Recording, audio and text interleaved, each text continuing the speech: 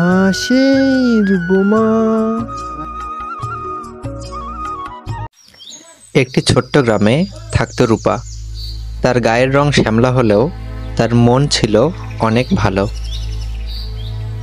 কিন্তু তার সৎ মা এবং তার সৎ বোন তাকে কখনোই ভালোবাসতো না। এই রূপা, তুই বাড়ির সব কাজ করবি, বর্ষা নাকি তোর মতো বাড়ির কাজ করবে? আচ্ছা মা, আমি সব করে দিচ্ছি, মিনা বোন যেন কষ্ট না পায়।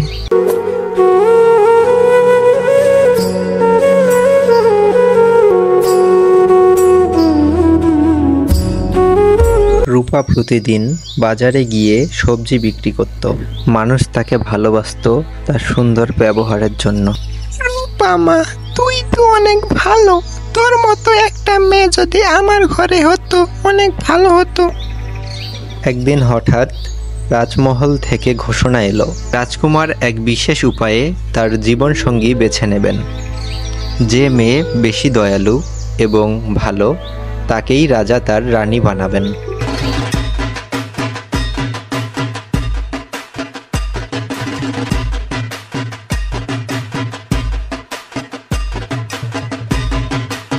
এই সুযোগে তুই রাজকুমারের মন জয় করবি। কালো মেয়েকে আমরা লুকিয়ে রাখবো।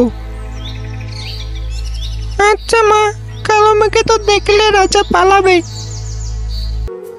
রূপা অনেক কাঁদলেও হাল ছাড়েনি। সে জানতো সত্য আর সাহস থাকলে কোনো বাধা তাকে আটকাতে পারবে না। তাই সে মনোবল অটুট রেখে একা একা রাজমহলের দিকে রওনা দেয়। তোমাদের মধ্যে যে বেশি পরিশ্রমী, সৎ এবং দয়ালু তাকেই রাজা তার রানী বানাবেন। রাজমহল থেকে বাড়ি ফেরার সময় এক অসুস্থ বৃদ্ধা রাস্তায় পড়েছিল, কিন্তু ফর্সা মেয়ে তাকে সাহায্য করেনি। কিন্তু রূপা ছিল অনেক দয়ালু, তাই রূপা বৃদ্ধাকে সাহায্য করে। এসব ঘটনা রাজকুমার দূর থেকে দেখেছিলেন। তিনি বিশ্বাস করেন গায়ের রং কোনো বিষয় না, মনটাই আসল। তাই তিনি রূপাকে নিজের রানী হিসাবে বেছে নেন।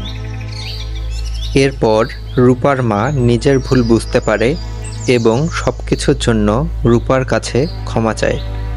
মা, আপনি ভুল বুঝেছিলেন, আমি তো আপনাদেরই মেয়ে। রূপা জানতো সৎ সাহস আর মনের সৌন্দর্য থাকলে বাইরের সৌন্দর্য কোনো বিষয় না। এরপর রাজকুমার রূপাকে নিয়ে তার রাজমহলের উদ্দেশ্যে রওনা দেয়।